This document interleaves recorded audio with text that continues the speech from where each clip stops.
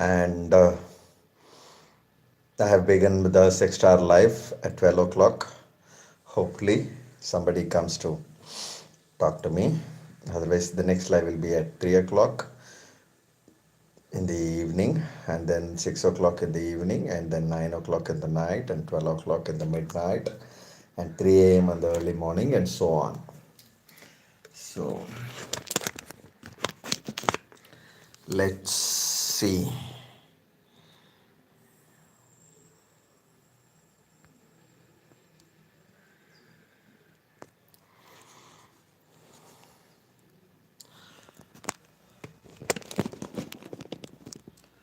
So, friends, welcome to Sext Live.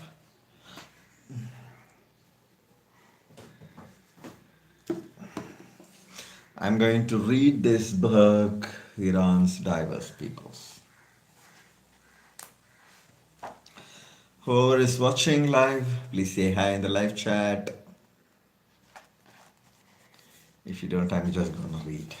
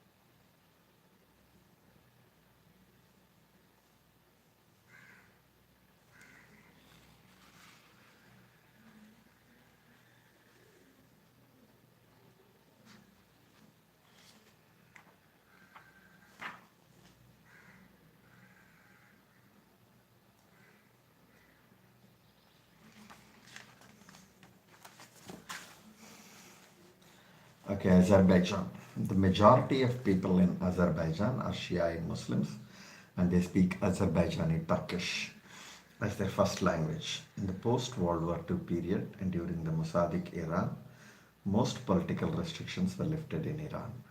Literary activity started again in Azerbaijan, mainly within the framework of cultural societies, groups, and prominent literary figures. Expressions of Azerbaijani identity became a popular theme of literature at the time. However, such activities were curtailed following the collapse of the nationalist government. Azerbaijanis have an extensive literary tradition, including modern literature. Poetry has always been the most popular literary form in Iran in general and among the Azerbaijanis. The most popular literary piece of the period, published in Azerbaijan in 1954, was a poem called Greetings to Haidar Baba, a hill in a village. The poet expressed his feelings and identity as an Azerbaijani and praised his land, culture, and language. The poem became extremely popular in both Soviet and Iranian Azerbaijan and in many other Turkic speaking areas, in indication of a need or desire for expressions of identity. The creation of a number of cultural organizations, mainly backed by Muhammad Reza Shah Pahlavi's third wife, Queen Farah, who had family ties in Azerbaijan, contradicted policies of censorship and control. Such organizations promoted ethnic production of handicrafts and carpets. They produced and published books on folklore and literature of different groups, including children's books. Some literature of the same nature was also published independently, mainly in the 1960s and 1970s by Azerbaijani literary figures who managed to explore their collective identity through such publications. Some very prominent literary figures with Azerbaijani origins also emerged. They sympathized with the leftist groups in Iran and promoted both Azerbaijani culture and opposition to the Pahlavi regime. Many of these works were written in Persian, and some very clearly represented a shift from conceiving oneself as a Turkic Muslim to conceiving oneself as an Azerbaijani with a language called Azeri instead of Turkish. Literature in the Azerbaijani language also existed, but its influence was limited due to the underground nature of such publications. The most articulate form of ethnic expression was music, and the emergence of popular Azerbaijani singers, musicians, and composers who wrote their music in Azerbaijani. Some attained national popularity. Criticism of government policies by intellectuals remained articulate and at the same time marginal because of censorship. They criticized cultural and ethnic oppression and labeled the government policies as Persian chauvinism. They challenged the state's articulation of their origins as Iranians who had adopted a foreign language because of successive Turkic invasions. The Azerbaijani thinkers of the period were divided among themselves and did not produce a coherent ideology about their origins or autonomy. Many remained leftists, mainly Marxists, and saw most of the struggles as being based on class divisions as well as national and provincial chauvinism. Such personalities and their literature rejected both Persianization and Azerbaijani nationalism, along with the relevance of ethnic origins to contemporary political questions. By the late 1970s, a few concessions had been made with respect to the Turkish language in Azerbaijan. Tabriz University conducted a few courses in Azerbaijani, and the ban on publishing books in this language was somewhat relaxed.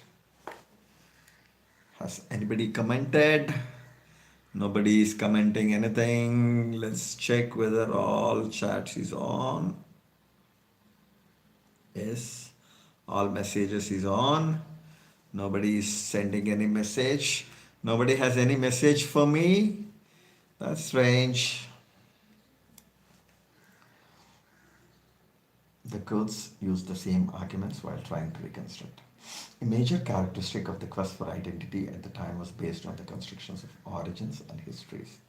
Some Azerbaijanis used the existence of distant local dynasties and khanates in Azerbaijan prior to the influx of Turkish groups as proof of that earlier in their history autonomous local governments such as a Turkish nation had existed in Iran. The Kurds also used the same arguments while trying to reconstruct their histories. The government's launching of literary corps to establish schools in remote areas and expand education was received with some hostility by Azerbaijani nationalists and intellectuals. The schools followed the standard curriculum in Persian. They were well received by the general public, and although many still refused to send their daughters, there was little objection to sending boys to such schools. Many saw it as an opportunity to improve the future of their male offspring. Gaps existed between the intelligentsia, mainly between the leftists and the secularists on one side, and the masses of people still bound by tradition and religion on the other. Such gaps might explain the massive support given to Muslim groups and the rejection of the leftist intelligentsia during the Islamic Revolution. A small number of underground militant groups emerged in Azerbaijan with leftist and Islamic ideologies. The Islamic group, the Mujahideen, gained massive popular support in Iran following the Islamic Revolution.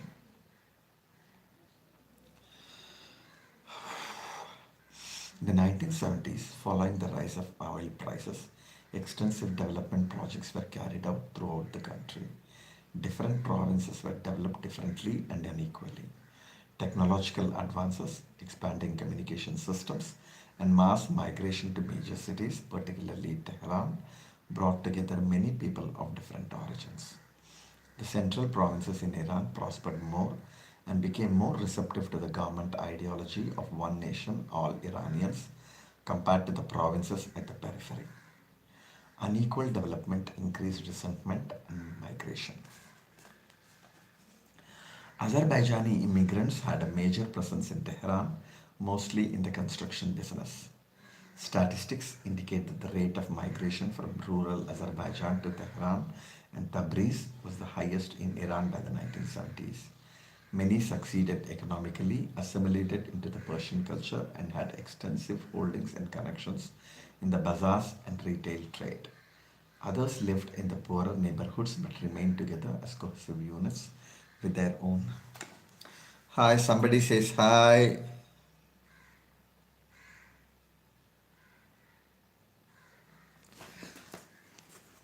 Ramakrishnan Yell said hi. Hi Ramakrishnan, where are you from Ramakrishnan? Hi Ramakrishnan. Ramakrishnan எங்கேருந்து பேசுறீங்க? Ramakrishnan Yell or Ramakrishnan ஐயா அது. ராமகிருஷ்ணன் எங்கேருந்து பேசுறீங்க Ramakrishnan?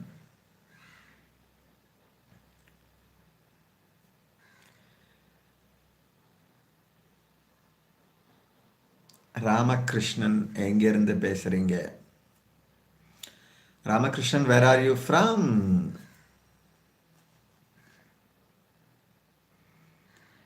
I think பார்த்துக்கிட்டு இருக்கிற ஒருத்தர் ராமகிருஷ்ணன் இல்லையோ? Let me just wait. Ramakrishnan பார்த்துக்கிட்டு இருக்கீங்களா? ஹாய் சொன்னீங்க, அதுக்குள்ளே எஸ்கேப் ஆகிட்டீங்களா? போயிட்டீங்களா? ஹாய் சொல்லிட்டு கிளம்பிட்டீங்களா? என்ன ஆச்சு ராமகிருஷ்ணன்?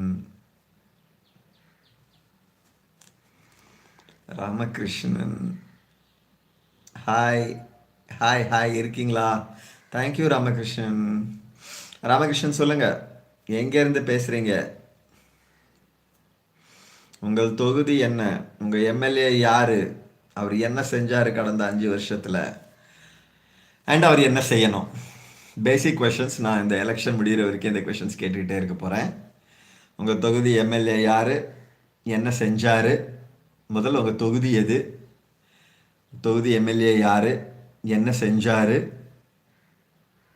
என்ன செய்யணும்னு நீங்கள் எதிர்பார்க்குறீங்க? இந்த கேள்விகள் அடுத்து இருந்துக்கிட்டே இருக்க போகுது, கேட்டுக்கிட்டே இருக்க போகிறேன். அடுத்த எலெக்ஷன் முடிகிற வரைக்கும், கிட்டத்தட்ட எப்படி சொல்கிறது, ஏப்ரல் 23 வரைக்கும், இன்னும் ஒரு மாதம் கூட இல்லைன்னு நினைக்கிறேன். Just 20 days, 25 days. அடுத்து 25-30 நாளைக்கு, அடுத்து 4 வாரத்துக்கு, 4 வாரம் கரெக்டாக, அடுத்த 4 வாரத்துக்கு இந்த கேள்விகள் திருப்பி வந்துக்கிட்டு இருக்கோம். தயவு செஞ்சு பேசுங்க. ராமகிருஷ்ணன் எங்கேருந்து பேசுகிறீங்க? உங்கள் தொகுதி எது? உங்கள் எம்எல்ஏ யார்? அவர் என்ன செஞ்சார்? இல்லை உங்களுக்கு அரசியல் இல்லைன்னா உங்களுக்கு வேறு ஏதாவது கேள்விகள் இருக்குன்னா கேளுங்க ராமகிருஷ்ணன். ஈரான் வாரை பற்றி கேளுங்க, வேறு ஏதாவது கூட கேளுங்க, இல்லை சினிமா பற்றி கேளுங்க. ஜஸ்ட் நான் 300ன்னு ஒரு படம் பார்த்துட்டு வந்திருக்கேன். நண்பர் ஹரிஷ், பெங்களூர்லேருந்து ஹரிஷ் அவர் என்ன அந்த படம் பார்க்க சொல்லியிருந்தார். நான் அந்த படத்தை கடந்த 20 வருஷமாக, 20 இல்லை 18 வருஷமாக பார்க்காம சமாளிச்சுட்டு வந்தேன். அது அந்த படத்தோட இந்த ஹீரோயிசமு, இந்த க்ரீக்கு, எனக்கு பர்சனலாக க்ரீக் மித்தாலஜி எல்லாம் ரொம்ப பிடிக்கும். அது பிடிக்காமலாம் இல்லை, இருந்தாலும் அதோட ஹீரோயிசம், அதோட வார் மூவிஸ் எல்லாம் பார்க்க மாட்டேன். நான் வயலண்ட் மூவிஸ் எல்லாம் பார்க்காம இருந்தேன். அதோடைய விளைவாக நான் 300 கடந்த 18 வருஷமாக பார்க்க வேண்டிய சூழல் பல தடவை அமைந்தும், பல தடவை அதை டிவியில் போடும்போது அது ஜஸ்ட் ஒரு ஃப்ராக்ஷன் ஆஃப் எ செகண்ட் ஒரு அரை நிமிஷம், 1 நிமிஷம் பார்ப்பேன். அதுக்குள்ளே ஏதோ ஒன்று எனக்கு எரிச்சல் உண்டாக்கிடும். அட போங்கடா, என்னடா படம் நீங்கள் படம், என்னடா 300 படம் உங்கள் படம் அப்படின்னு கடுப்பாயிடுவேன். அதுக்கப்புறமா கட் பண்ணிவிடுவேன். அது மாதிரி தான் கடந்த 18 வருஷமாக அப்படி தான் 300 பார்க்காம தப்பிச்சிக்கிட்டு வந்தேன். இந்த வாட்டி நண்பர் ஹரிஷோட ரெக்கமெண்டேஷன் பேரில், அவருடைய விண்ணப்பத்தின் பேரில் சரி பார்த்துருவோன்ட்டு இன்றைக்கி பல்ல கடிச்சிக்கிட்டு உட்காந்து நடுவில் அப்பப்போ என்னால் பார்க்க முடியாத நிமிஷத்துலலாம் எழுந்து இப்படி அப்படி நடந்து போய் தண்ணி குடிச்சிட்டு அப்படி இப்படி டைமை எப்படியோ கடத்தி பல்ல கடிச்சிட்டு அந்த 100 நிமிஷம் தாண்டிட்டேன், பார்த்துட்டேன் அந்த படத்தை. ஸோ இனிமே ஓரளவுக்கு பார்க்க முடியும் தான் நம்புகிறேன். இந்த படத்தை திருப்பி திருப்பி ரிப்பீட்ஸ் வேணா ஓரளவுக்கு பார்க்க முடியும். டயலாக்ஸ் எனக்கு இன்ட்ரெஸ்டிங்காக இருந்தது. ஹாலிவுட்டில் பெருசாக வந்து பஞ்ச் லைன் சினிமா இருக்காது. நம்ம ஊரில் விஜயும் ரஜினியும் தான் பஞ்ச் லைன் பேசுகிறவங்க. பட் ஹாலிவுட்டில் வந்து பஞ்ச் லைன்ஸ் வச்சு படங்கள் பெருசாக இருக்காது. This is rare movie. 300 வந்து அன்யூஷுவலாக ஒரு பஞ்ச் லைன் படமாக இருந்தது. ஃபுல்லாக எல்லாரும் பஞ்ச் லைன் பேசுகிறாங்க விடாமல். செர்க்ஸிஸ் பேசுகிறாரு, அப்புறமா லியோனிடாஸ் பேசுகிறாப்புல, டாலியோஸ் பேசுகிறாப்புல, குவீன் பேசுகிறாங்க, அப்புறமா அந்த வில்லன் தீரான் பேசுகிறாப்புல. எல்லாருமே பேசுகிறாங்க. ட்ரைட்டர் தீரான் எல்லாருமே வந்து பஞ்ச் லைன்ஸ் பேசுகிறாங்க. ஸோ பஞ்ச் லைன் மூவி 300 இன்ட்ரெஸ்டிங்காக தான் இருந்தது. சில அஃப்கோர்ஸ் என்னால் சில பகுதிகளை தாங்கிக்க முடியாததுனால நான் வந்து பிட்ஸ் அண்ட் பீசஸில் வந்து ஸ்கிப்பாக பண்ணேன். அங்கே இங்கே போய் ஒரு 1/2 நிமிஷம் ஆஸ்வாசப்படுத்திக்கிட்டு வந்து பார்த்தேன். ஸோ பார்ப்போம். பஞ்ச் லைன் படம் 300. ஹாலிவுட் பஞ்ச் லைன் படம். ஹாலிவுட் பஞ்ச் லைன் படம் 300.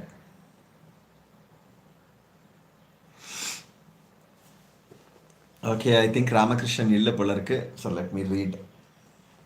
ராமகிருஷ்ணன், நீங்கள் வந்தீங்கன்னா மறுபடியும் ஏதாவது ஒரு கேள்வி கேளுங்க. வெறும் ஹாய் மட்டும் சொல்லாதீங்க, கேள்வி ஏதாவது கேளுங்க. Following the rise of oil prices, extensive development projects were carried out throughout the country. Different provinces were developed differently and unequally. Technological advances, expanding communication systems, and mass migration to major cities, particularly Tehran, brought together many people of different origins. Central provinces in Iran prospered more and became more receptive to the government ideology of one nation, all Iranians, compared to the previous at the periphery, provinces at the periphery. Unequal development increased resentment and migration. Azerbaijani immigrants had a major presence in Tehran, mostly in the construction business. Statistics indicate that the rate of migration from rural Azerbaijan to Tehran and Tabriz was the highest in Iran by the 1970s. Many succeeded economically, assimilated into the Persian culture, and had extensive holdings and connections in the bazaars and retail trade. Others still lived in the poorer neighborhoods but remained together as cohesive units with their own mosques and religious leaders of Azeri origin. Although the upper and modern groups joined the upper class Iranians and assimilated better, the masses and the less educated remained religious, and many supported the Grand Ayatollah Shariat Nadari. He was one of the highest ranking clergymen in Iran and was from Azerbaijan. Following the Islamic Revolution, he was stripped of his rank and remained under house arrest until his death. Oh. Okay, nobody but Ramakrishnan, everybody's gone, no problem. Azerbaijanis in the urban centers had their own mosques or went to selected ones that they dominated and listened to sermons in their own language. Many other immigrant groups in major cities also had their own mosques and gathered for various religious functions. In the absence of the old leaders, khans, tribal chiefs, political parties, and community centers, the mosques became the most important gathering places for many, including the immigrant groups. These were the only organized places with a structure where they could express solidarity. The mosques became the most important centers of opposition to the Pahlavi regime during the Islamic Revolution. The Azerbaijanis are considered to have been the most successful ethnic group in Iran in terms of assimilation into large urban centers. At the same time, they have managed to keep coherent groups and are very successful in retail businesses. This success is often attributed to the fact that the Turkic people were in power for many centuries and had established themselves economically, politically, and socially before the recent changes. Okay, 2 people watching. Thank you for watching me.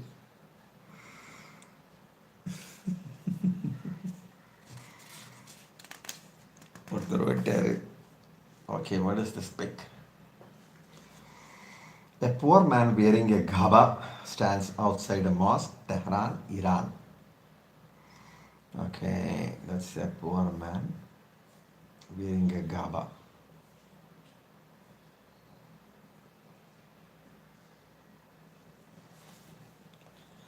Okay.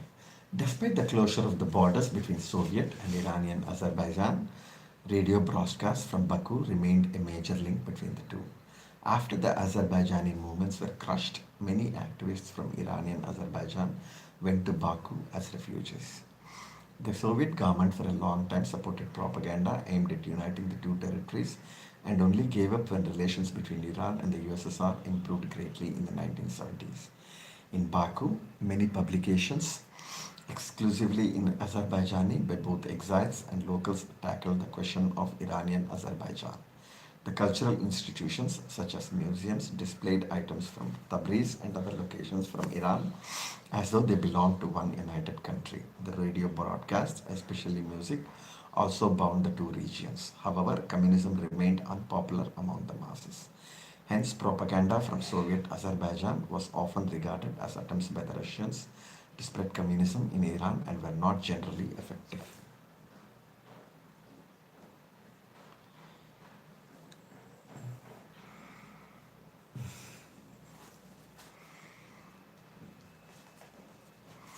Kurdistan. The Kurds today number around 26 million worldwide. They constitute close to 23% of the populations in Turkey and Iraq, 8% in Syria, and close to 10% in Iran. They also live in smaller numbers in Armenia, Republic of Azerbaijan, Europe, and North America. They are often described as a nation without a country. Compared to the Azeri in Iran, their sense of belonging to a distinct community remained much stronger during the second half of the 20th century. Their situation in Iran was different from that of the Kurds in Turkey or Iraq, who were denied existence as Kurds. In Iran, although the Persian language was used to unify all Iranians, there was no outright denial of Kurdish identity, but there was an insistence that they remain passive and subject to government control. The policies of secularization effectively reduced the clergy's influence, and centuries old divisions between the Sunni and Shiite become irrelevant. At the same time, the Sunni clergy were able to function without any real harassment from Shiite institutions, and they maintained their distinctiveness from the rest of the Shiite population in Iran.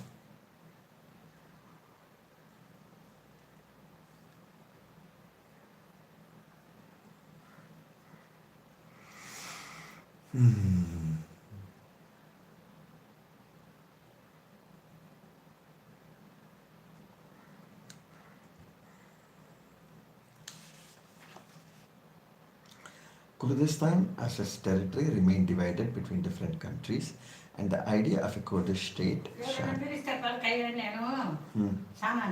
Alright, ma, pera. పనిచేస్తా ఉందా గీసరే geyser పనిచేస్తా ఉందా right యాన్నో fan పోతా ఉండదే ఊరికే ఆపే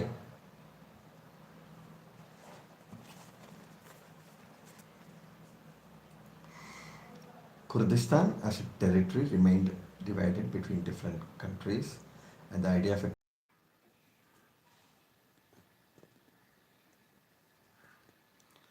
Okay, sorry guys. My mom unintentionally, unwittingly, inadvertently closed the Wi Fi, so my internet went off for a couple of minutes. Sorry for that. Let me go back to reading. Kurdistan as a territory remained divided between different countries, and the idea of a Kurdish state shared by all Kurds emerged with little evidence that such a united land or territory ever existed.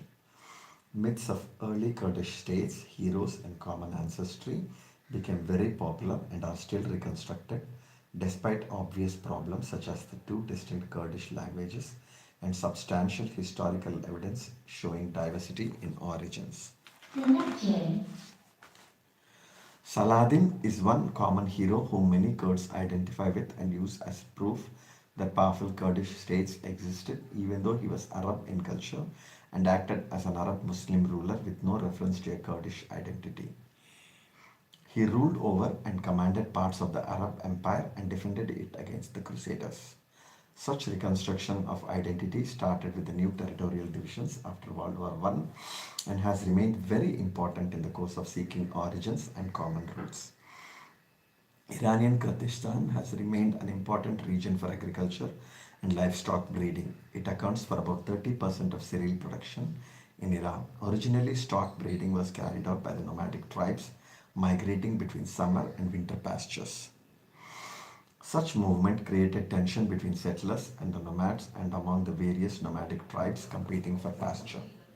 In the second half of the 20th century, with the nomadic tribes disappearing and settling down, the villagers carried out the stock breeding in addition to raising cash crops such as cotton. There are almost 7 million Kurds in Iran, living mainly in the provinces of Kurdistan, West and East Azerbaijan, Zanjan, and Kermanshah. There are many poor Kurdish immigrants in major cities such as Tehran. Most stay together, wear Kurdish costume, and speak Kurdish languages among themselves. The policies of modern Iranian governments with respect to the Kurds were generally influenced by the Kurdish uprisings in Iraq, the Cold War, and border disputes between the Iranian and Iraqi governments.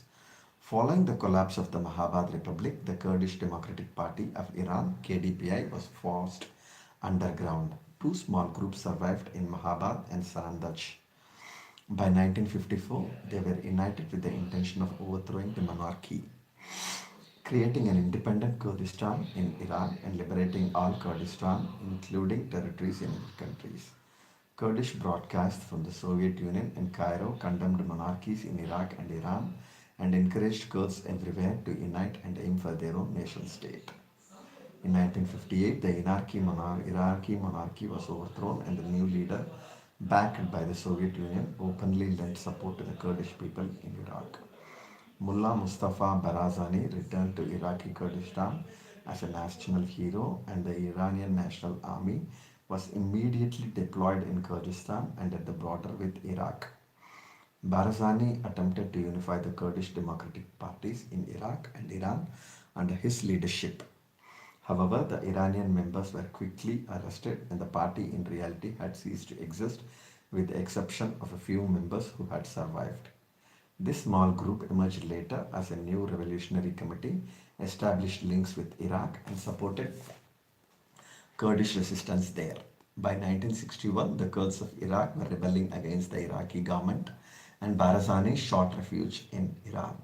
In exchange for help from Iran, he denounced the new KDPI, arrested its members in Iraq, fought some of them in Iran, and handed over their leaders to the Iranian government. Barazani remained in Iran and received support from the Iranian government, the United States, and Israel against Iraq. His actions alienated the Iranian Kurdish resistance movement. In 1973, a new revolutionary committee headed by Abdel Rahman Gasemlov, a well-educated Iranian Kurd in exile in Europe, was formed. Gasemlov assumed the leadership of the Iranian Kurdish resistance until his murder by the agents of the Islamic government of Iran in 1989.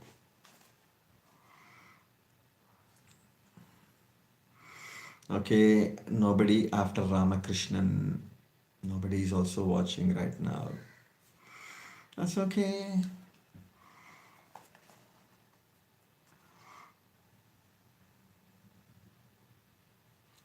Gasemlov's movement did not achieve any major victory or extensive support in Iran. Its few supporters collaborated with the two main but very small underground militant groups in Iran, the Marxists, Fedai Khalq, ready to die for the masses, and the Islamic group Mujahideen-e-Khalq, holy warriors for the masses. Their impact was mostly psychological, they gained recognition, and Gasemlov himself was well respected and known among the Kurdish population. During the Cold War, the Soviets remained very active in the region. The emergence of pro-Soviet leaders in Syria, Egypt, and Iraq created complicated political maneuverings between these countries, Iran, Israel, and the United States. The latter established major military bases in Iran to offset further Soviet expansion in the area. Some Iranian Kurdish groups sought the support of the Soviet Union, which further complicated matters and created divisions. Kurdistan remained under the full control of the Iranian government and, like the rest of the country, went through significant socio-economic changes. The ethnic composition of Kurdistan was very mixed by the middle of the 20th century. Persians, Lurs, Azeri, Christians, Kurds, and refugees from Iraq lived in the major cities, and the many villages in the area. Northwestern Kurdistan, Urmia Mahabad, remained more developed than the mountainous south. The illiteracy rate was high among the rural people and the few surviving tribal groups, but was beginning to improve. Many previously nomadic groups were settled by then, and a powerful class of landlords existed. With the disappearance of the chiefs and their social, economic, and political roles, a loose bond existed between the notable landlords and their peasantry. The elite were not necessarily Kurdish, and they included the enterprising Azeri, who controlled and owned large properties and many commercial ventures. Two people watching right now. Thank you. Thank you for watching me. Ramakrishnan said hi, and after that he disappeared and nobody is there.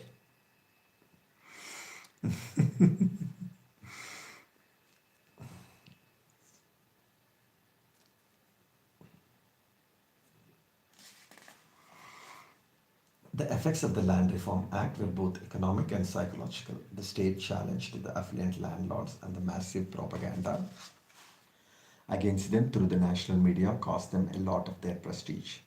In Kurdistan, they ceased to exist as powerful political forces, despite the fact that it took almost 10 years to implement the reforms, and quite a few had managed to maintain holdings by dividing their assets among family members. Socio-economic factors were also responsible for the shift of the political power. Communication had improved substantially, with the Iranian national radio stations broadcasting to every corner of the country. The improved literacy rate created more opportunities and confidence among lower income groups. The adverse effects of the modernization, industrialization, and pasture policies reduced profitability of small scale farming, and large numbers immigrated to major cities, including Tehran. Many Kurds moving to more prosperous provinces became aware of the backwardness of their region and sought explanations. It was in this climate of change and transformation that a new quest for identity emerged among the Kurds, independent of organizations such as the KDPI. The government was rapidly funding major industrial projects in Khuzestan and in central and northern Iran. Provinces such as Kurdistan and Balochistan remained far behind the average national growth rate. The population increase was a factor, in addition to the broader problems with Iraq that reduced the trade between the two countries. A new generation of mobile young Kurds working all over the country in more prosperous regions eventually wanted changes with clear political consequences. Kurdish broadcast from abroad, massive attacks on Kurds in Iraq, and the support of the Iraqi Kurdish rebels by Iran and in the Iranian territories made the question of ethnic identity an issue for a new generation of Kurds. The policies of Persianization, assimilation, and restrictions of publications in other languages created resentment.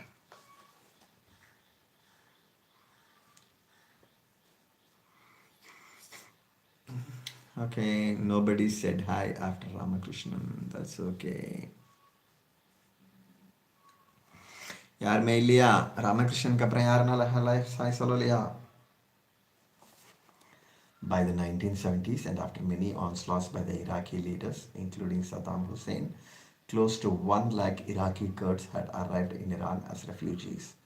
The critical situation and the mass exodus created a major crisis between the Iranian and the Iraqi governments and increased the prospect of war between the two. In 1975, an agreement was reached between the Shah and Saddam Hussein at the OPEC conference in Algeria.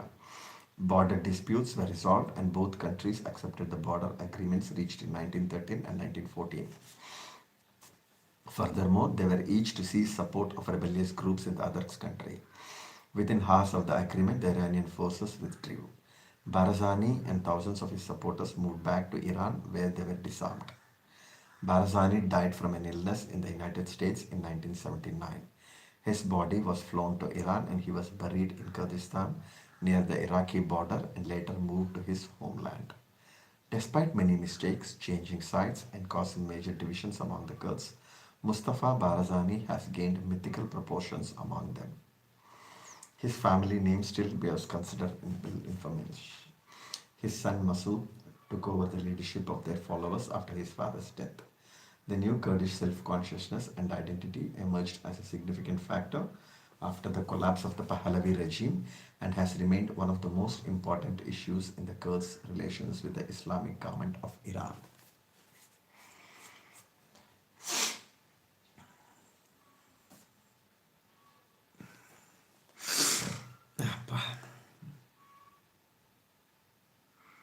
Mustafa Barazani. Mustafa Barazani. Leftism, Soviet intrigue, and several things have caused to the critical situation. There are several reasons behind what and why it happened so in Kurdistan. Why the Kurds couldn't achieve it. Kurdistan as of date, even till now.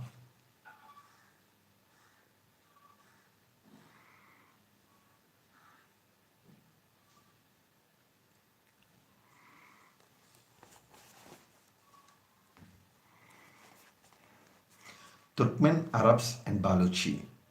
The period from 1945 to 1979 was a time of immense change for Iran as a whole and the ethnic groups in particular. Development financed with the oil revenue transformed the country. The socio-economic changes, mass media, and prosperity transformed traditional patterns and concepts of life. There was a massive increase in urbanization, a large educated middle class, and growth of national identity for many. In the provinces that were more developed and became prosperous, the urban and the rural populations identified with the state national identity. In the peripheral provinces and those where non-Persian groups were the majority, ethnicity and quest for identity took a different route. In these areas, resistance grew as communal identity based on one's immediate village, tribe, and language gave way to a broader national identity imposed from the center. The various ethnic groups in Iran responded differently. Some favored integration, including the people in the prosperous and modern provinces of Gilan and Mazandaran near the Caspian area, Khorasan, and central Iran. However, even in the same territory, the desired degree of integration differed greatly depending on the people's ethnic origins and culture. The Turkmen groups in the Caspian region were such a case. Okay, what is this fire? Flames of burning gas shoot high into the air and brighten the night sky from a pipeline in the Iran desert. These flames burn waste gases near an oil refinery, Bandar Masir, Khuzestan, Iran, 1970.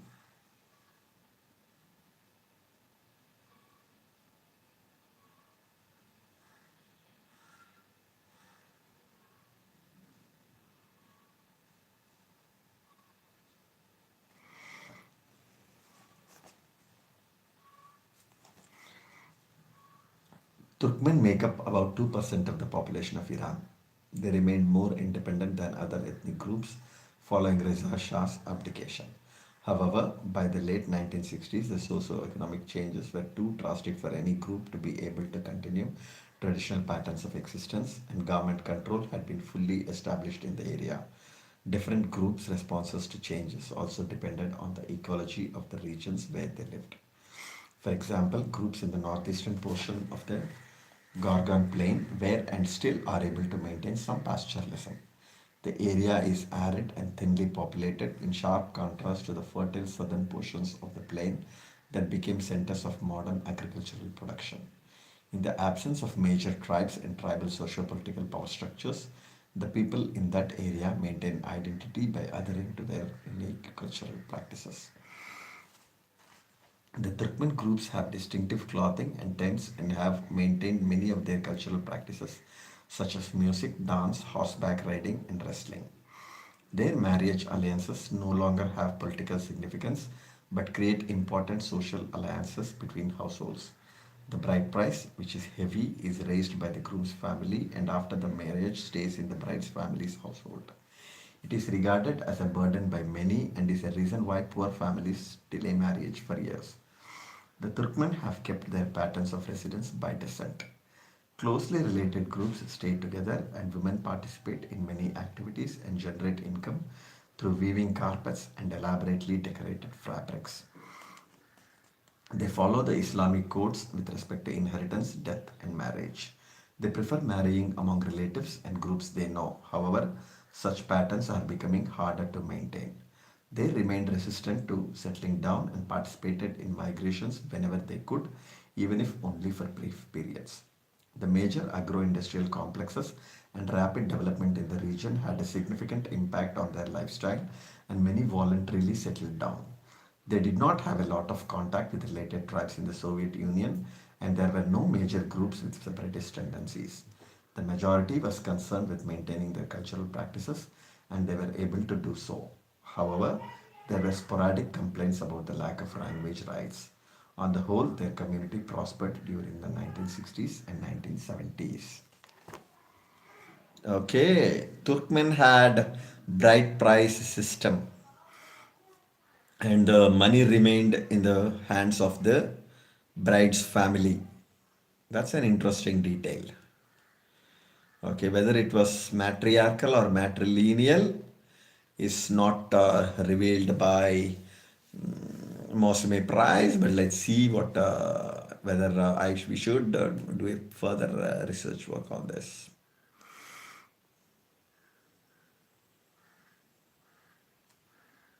So the bride price system was something prevalent in most Mongol. I remember Mongolian people. The Mongols had bride price system. The Turkish seem to have had bride price system, and some Indian tribes also had bride price system. So we don't know how far it extended and to where. It was destroyed by modern religions, which perceived bride price as a kind of a selling of daughters, which it is actually. But the fact that the guy gives some money and the money remains in the bride's family is really, I think it's evolutionarily justifiable of how the marriage system evolved.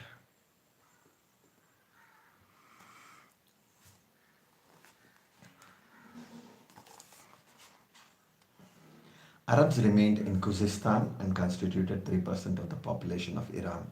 By the 1970s, Khuzestan had gone through massive industrialization. Major international ports, oil related industries, and petrochemical factories transformed the area.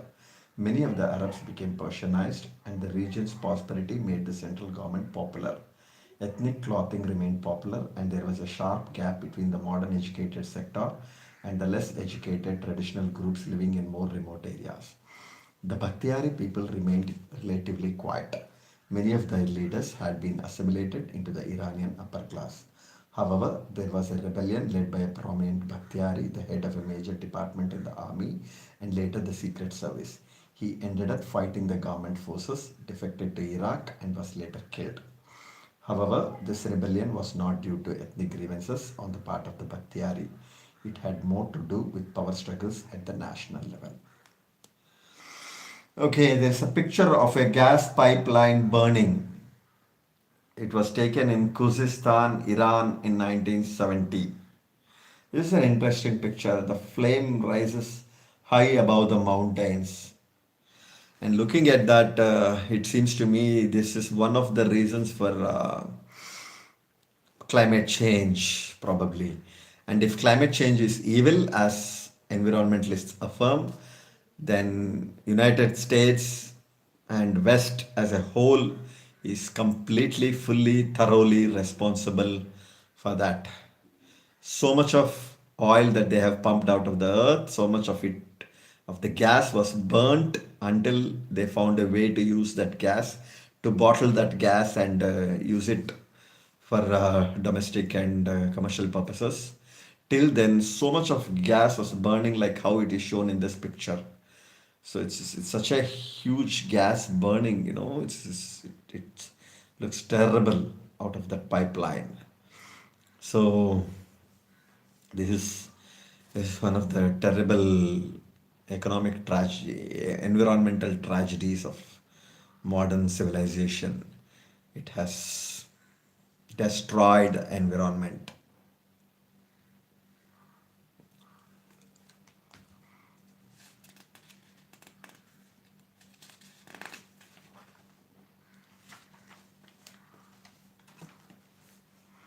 Iranian Balochistan remained isolated and has always been regarded as the most underdeveloped area in Iran. It is the second largest province and includes Sistan. The two were grouped together for administrative purposes and formed one province. By the 1970s, the Balochi people constituted 2% of the population and many remained semi nomadic. The harsh, arid climate of the region restricted agriculture and small scale farming. By the 1970s, development plans had been started in the region and a new university had been established. The local television and radio stations broadcast Balochi music and there were some programs in the local language as well. However, the area remained poor and underdeveloped. There were uprisings in Pakistani Balochistan in the 1970s, and the Iranian government, fearful that the conflict might extend to Iran, helped Pakistan to suppress the movement. Because it is close to the Pakistan and Afghanistan borders, the province became a major route for smuggling and later drug trafficking. Such activities reached their peak after the events in Afghanistan and Iran in the early 1980s and had a major impact on the local socio-economic patterns. One major difference between Balochistan and the other provinces such as Kurdistan and Azerbaijan was the role of traditional leaders. Despite disarmament and crushing of the traditional power structures, some Balochi traditional leaders remained influential and assumed leadership at times of crisis. The area remained so underdeveloped that education and new opportunities were basically available only to the well-to-do families, mainly the chiefly families who remained the link between the government and the local people. There was a large influx of poor Balochi to nearby major cities such as Mashhad and Khorasan. The ties between Pakistani Balochistan and Iranian Balochistan remained strong. The underground organization, the National Front of Balochistan, the only opposition group in Iran, had extensive ties with Pakistan and in fact was created by a Pakistani Balochi. The group was active between the 1960s and 1970s in Iran and was led by three prominent Iranian Balochi tribal chiefs. They managed to organize a small militant group composed of members of the three tribes. In the end, they made peace with the Iranian government, and those in Pakistan came back to Iran, openly supported the regime, and denounced the National Front.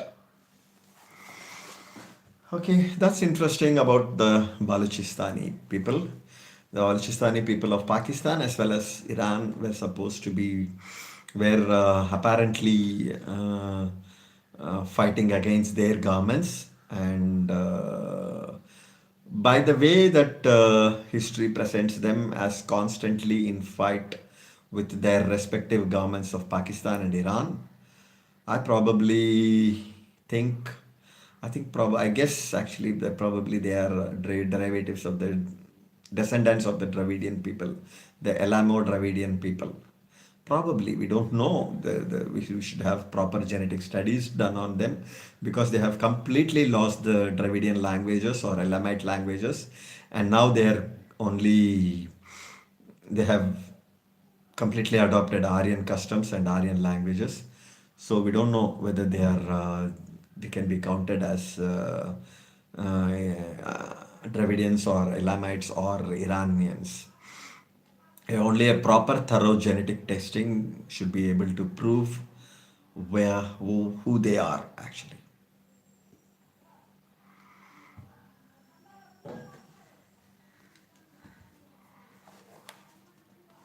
Religious minorities. Religious minorities on the whole prospered during the period leading up to the Islamic Revolution. Many regard this period as their golden age. However, there was no major change in their legal status. They were still legally barred from leadership positions, though the government did not observe the restrictions, and there were many prominent non Muslims in a number of high positions. However, the legislators were not prepared to risk opposition by the clergy and more conservative elements by demanding change with respect to religious minorities. The Baha'i were given equal opportunity but remained without legal status. The religious minorities faced more discrimination in the smaller towns and the provinces, which motivated them to migrate to larger cities and the capital itself. Members of religious minorities participated freely in the social and economic life of the country. Many were involved in and even owned major commercial and industrial enterprises.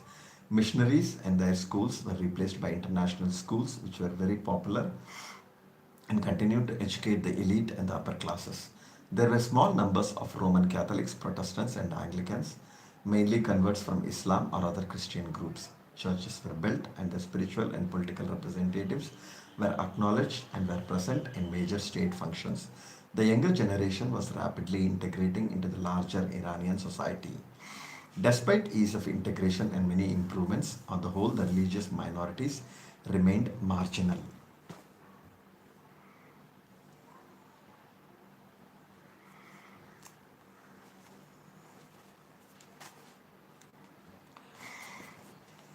Armenians. Following the occupation of Iran and after World War II, there was confusion in the Armenian community. Many hoped to return to Armenia in Russia following the Allied forces' victory, and some did leave easily with Soviet support through Azerbaijan. More expected to go, and the Iranian government facilitated their departure, but the Soviets refused to grant immigrant visas to all who wanted to leave. The exact numbers are not known. One newspaper in Tehran in 1946 quoted a figure of 60,000. However, that number is probably exaggerated and very likely represents the number of people who wanted to leave but could not. A few thousands and sometimes entire villages left for Soviet Armenia. The majority who left were poor urban workers and small traders. During Muhammad Reza Shah's reign, the Armenian internal autonomy was maintained and restored. Armenians participated freely in many aspects of life in Iran, but unlike earlier periods when they had been very active in politics, especially leftist groups, they participated a lot less in politics. They became professionals in a number of prestigious fields and had a strong presence in the music and arts arena. There were no restrictions with respect to the use of the Armenian language. Popular Armenian pop singers and actors emerged and became national icons. Many publications in Armenian and Persian dealt with their history and the massacre and genocide in Turkey.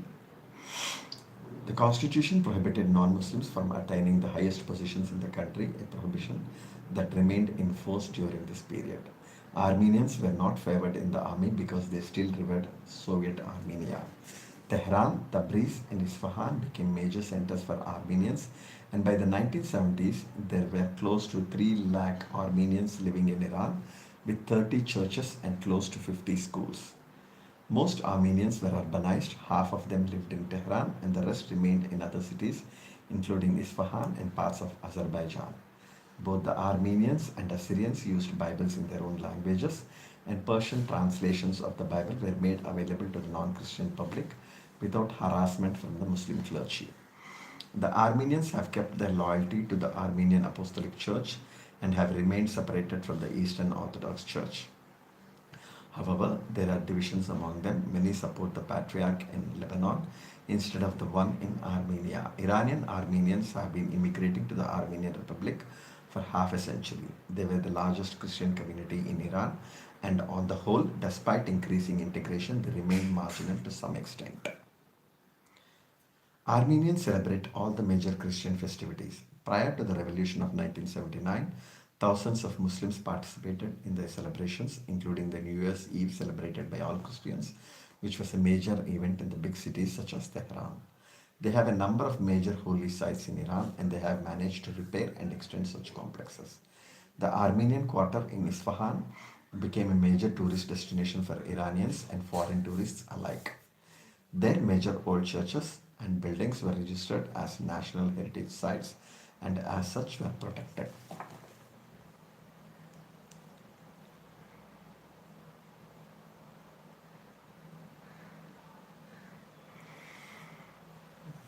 Okay, how many pages more? One,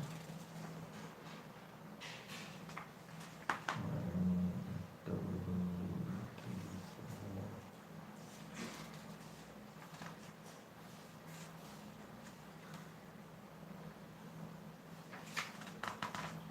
One, two, three, four.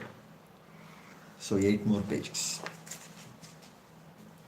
Assyrians and Chaldeans. Most Assyrians became urbanized during the 1960s and 1970s, but a few Assyrian villages remained near Lake Urmia. The Assyrians remained part of the Assyrian Church of the East, Chaldean or Nestorian Church, with close ties to the Assyrian Church in Iraq. At times, they provided help to the persecuted Assyrians in Iraq. By 1979, there were about 30,000 Assyrians in Iran. Half of them lived in Tehran. Their numbers decreased in Iran during World War I when they fled to avoid intense fighting between the Russians, Turks, and others. Many died and others fled to Iraq. During the Pahlavi period, some came back to repopulate their old villages, but many ended up in the urban areas instead. The Chaldeans remained in Khuzestan or migrated to Tehran, while 40% of the Nestorians or Assyrians remained around Urmia and the rest moved to Tehran. The period from 1945 until the Islamic Revolution was a peaceful time for the Assyrians. Their community prospered, but they remained more cautious than the Armenians. Their integration into the larger Iranian society was slower. They started connecting more with the Assyrians toward outside Iran, mainly through the Assyrian Universal Alliance, which had opened a branch in Iran.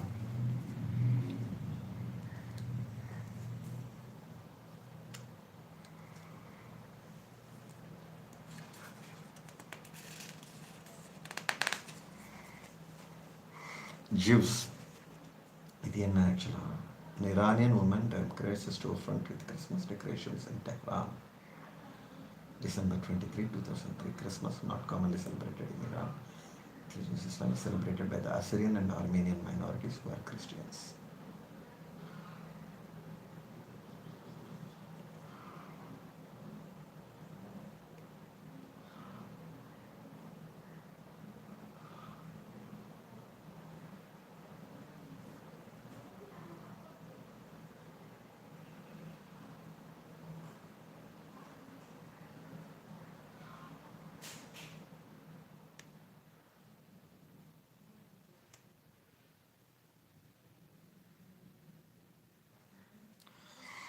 Jewish. The Jewish population of Iran prospered greatly after World War II. Jewish schools had their own curriculum in addition to the Persian one, and modern Hebrew was incorporated into the curriculum at the Jewish schools. Publications in Hebrew existed, and Jews were permitted to build new synagogues and to hold government jobs. The formation of the State of Israel in 1948 had major consequences for the Jewish population in the Middle East. Jews were expelled from most of the Arab countries and were forced to settle in Israel. The Iranian government provided safe passage for Iraqi Jews who were expelled from Iraq and were on their way to Israel. Some of the wealthier Iraqi Jews remained in Iran and were given residency by the government. At the time, anti Jewish sentiments appeared in the bazaars, and some businesses boycotted trading with Iranian Jewish merchants. In 1950, the Iranian government recognized Israel, much to the dismay of the religious establishment there and in the rest of the Arab world. Following the establishment of the Jewish state of Israel, thousands of Iranian Jews emigrated to Israel. It is estimated that between 1948 and 1953, close to one third of the Jews in Iran left for Israel. During the Mossadegh era, anti Jewish sentiments appeared once again.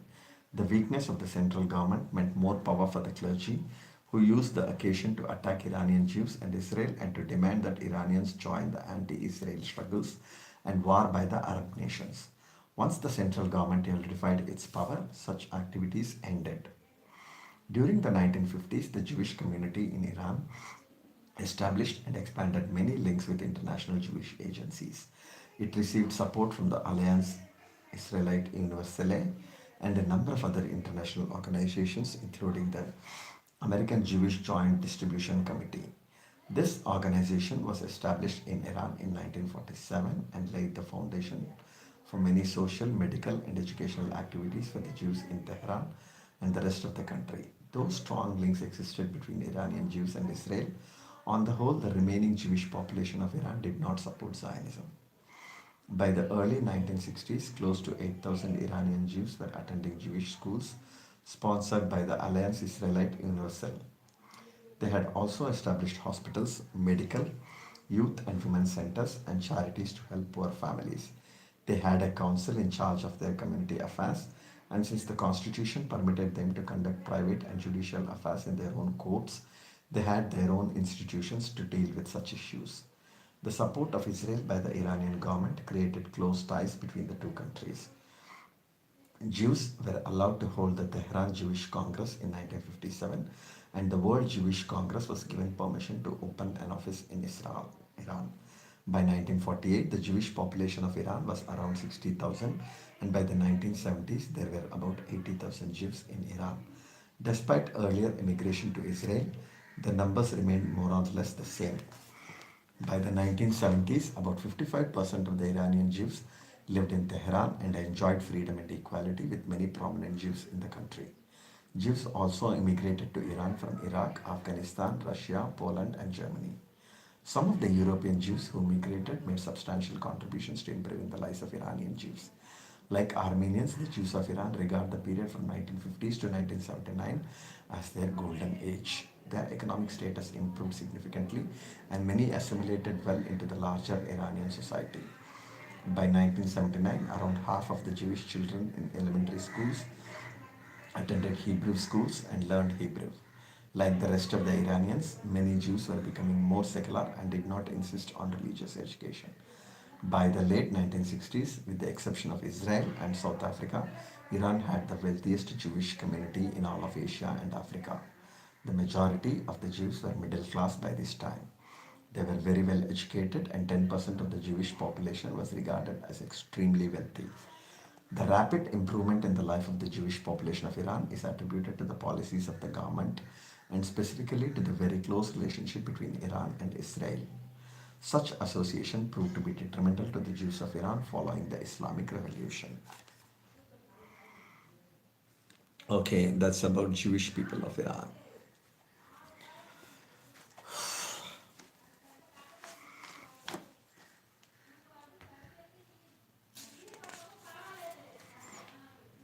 Zoroastrians.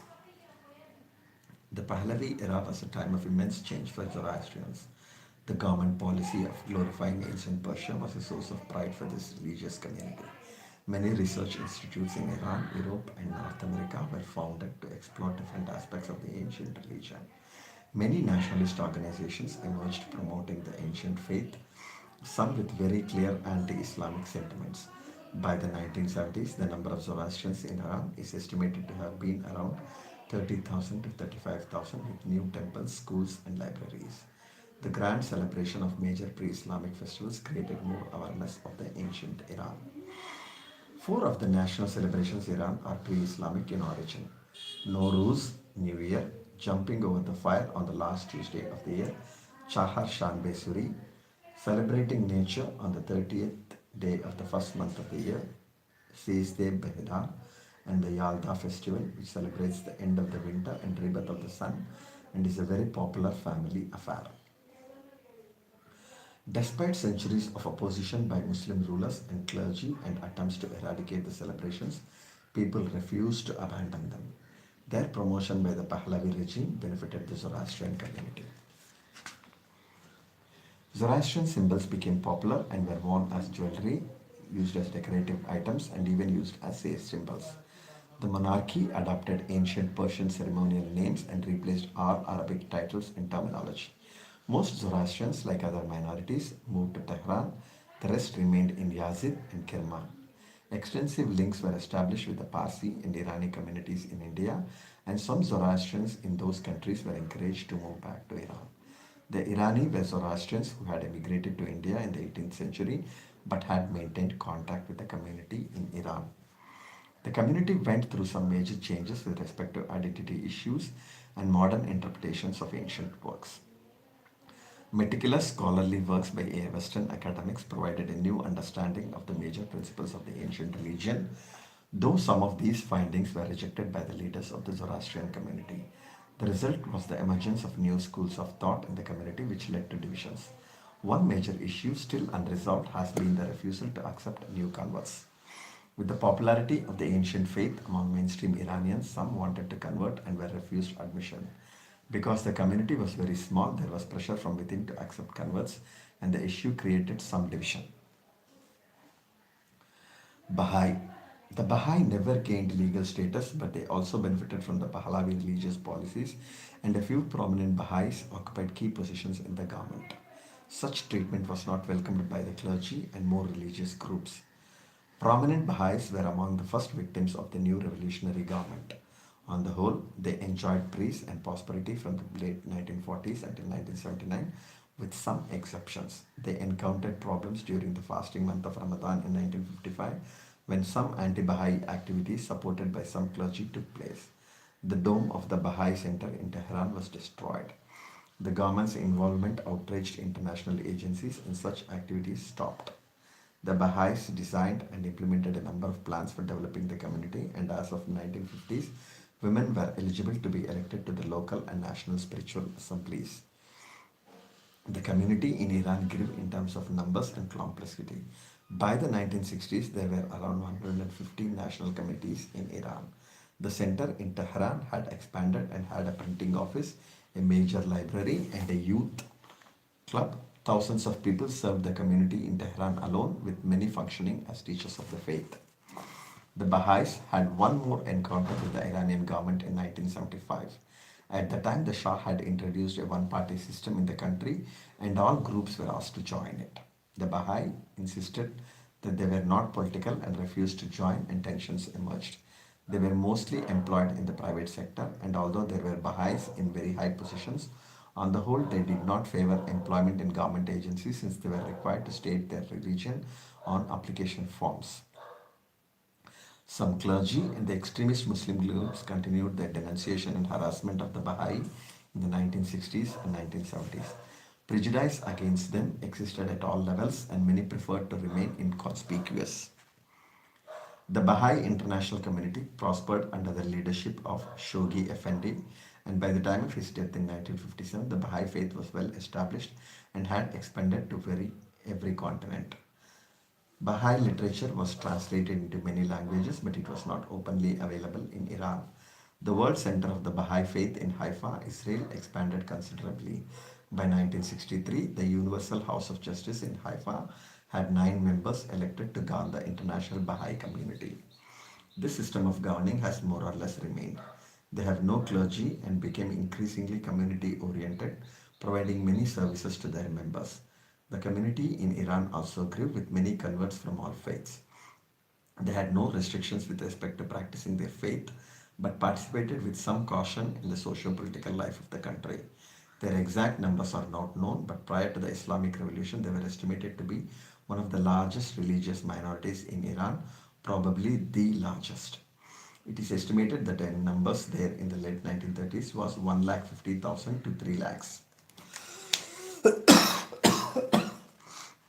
The number of Baha'i worldwide is estimated between 6 and 8 million, and Iranians have a significant presence as leaders in the Baha'i world community. The Baha'i rituals have similarities to Islam. There is fasting and daily prayers. Alcohol and recreational drugs are prohibited. They have their own special marriage vows and are monogamous. Chastity outside married life is required. Marriage requires permission from many members of the groom's and bride's families since they believe that a marriage is a union of two families and not just two individuals. Their divorce is simple, and the equality of sexes is an important element of the faith. They have their own calendar, celebrate Nowruz, the Iranian New Year, and end their fasting period on March 21, which in most years marks the first day of spring and the first day of the first month in the Persian calendar. Their fortune would change drastically with the coming of the Islamic Revolution. Who is this lady? Farah Diba, Empress of Iran, during a state visit from the King and Queen of Spain. Tehran, Iran, 1970s.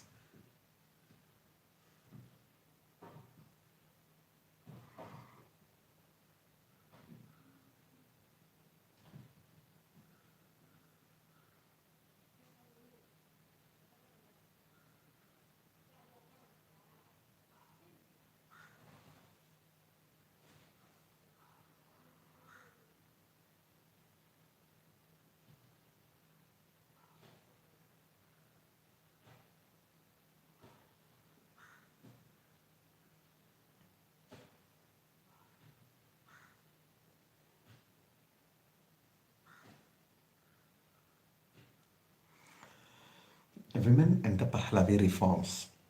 Reza Shah's emancipation policy drastically changed the position of Iranian women by opening up new educational and employment opportunities. After Reza Shah's fall, independent women's organizations emerged, including the National Women's Society and the Council of Iranian Women. Such organizations lobbied for equal rights, opposed polygamy, and demanded changes in family and inheritance laws. Most such organizations lost their independence once the new Shah consolidated his power. By the late 1960s, the Organization of Iranian Women, headed by the Shah's twin sister, had close to 350 offices nationally and 113 centers and covered 55 other women's organizations. It carried out extensive health, education, and charity work. In 1962, following the White Revolution, women gained electoral rights and further improvements were made in the family laws. The Family Protection Law was ratified in 1968. However, the government could not implement major reforms in the family codes because of opposition by the religious sector. Polygamy was restricted but not eliminated, and the marriage age was increased to 18 years of age for girls. Women gained more rights with respect to custody and divorce. Abortion was not legalized, but the existing penalties were removed and birth control was promoted. Among the prominent clergy opposing such reforms was Ayatollah Khomeini. He was forced into exile following his opposition to the White Revolution.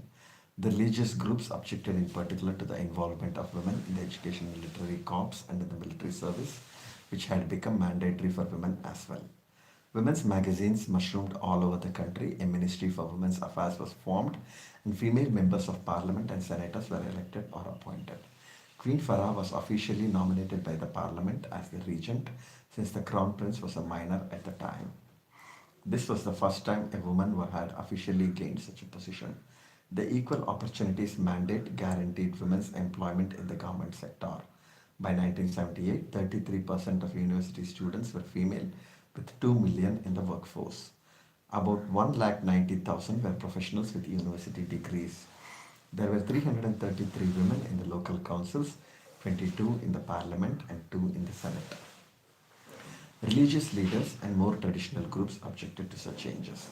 Some prominent clergy encouraged women to follow the Islamic dress code, and from the early 1970s on, some women began appearing at universities and institutions of higher education wearing Islamic attire. The situation for all women would change drastically following the Islamic Revolution.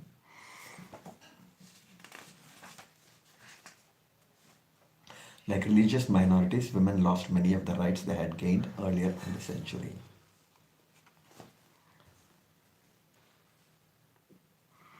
Okay, nobody has come.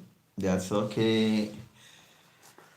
Let me finish this chapter, the 2500th anniversary of Iranian civilization. By the 1970s, Iran, known as the Island of Stability, had become a military superpower in the area second only to Israel. It played a significant role in balancing power in the Middle East and had excellent relationships with Russia, Israel, European nations, and the United States. Towns and cities were growing rapidly, and favorable economic opportunities in the larger cities brought hundreds of thousands of immigrants together from every corner of the country. The authorities were convinced that they had managed to create a coherent identity among Iranians that surpassed ethnic and other cultural divisions. The Shah's coronation in 1967, 26 years after his assumption of power, and the shift of the beginning of the Iranian calendar from the Prophet Muhammad's Hijrat to the beginning of the Achaemenid period were manifestations of such beliefs. In 1971, in an opulent and very expensive occasion, many world leaders, including kings and queens, were invited to Iran to celebrate the 2500th anniversary of the Iranian civilization. The Shah was awarded the title Arya Meher, Light of the Aryans, by the parliament. The ceremonies took place outside the ancient Achaemenid palace, the Persepolis complex near Shiraz. The ceremonies coincided with nomadic migrations, and the Qashqai were instructed to postpone their migrations through the area for several weeks. The grand ceremonies went ahead, emphasizing the continuity of the monarchical tradition of Iran, with the king as the ultimate savior of the ancient land. Members of the Iranian army were outfitted in Achaemenid military costumes and marched through the ancient gates. In a speech in front of the tomb of Cyrus, the first Achaemenid king, in full view of the world media, the Shah declared, Cyrus, Rest assured, we are awake. Such acts were intended to reinforce the notion that Iran was and had been a united entity that had overcome centuries of invasions. Okay, that was the birth of Iranian nationalism until it was extirpated or silenced by the Islamic Revolution in 1979. We don't know whether Islamic Revolution has completely succeeded. Iranian nationalism might still yet rise again. We have we don't know whether there are signs of it. I don't know personally. Probably there are signs of it. Backlash. Chapter 11. What is backlash?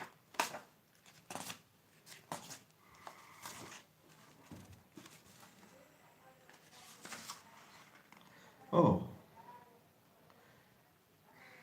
that's the last chapter. 21 to 40. 50, 60 pages. Okay. Okay, guys. The time now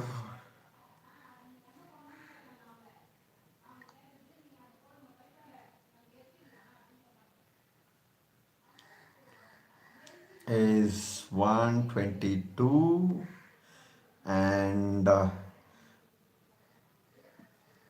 we will start and none.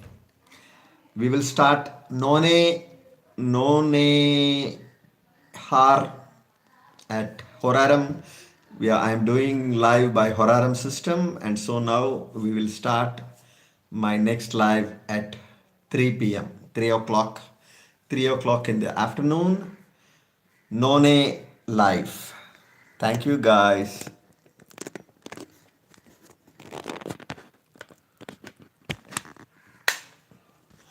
Thank you for watching me till now. Thank you to Ramakrishnan L or I don't know, hyphen C3D for participating in the live. Thank you.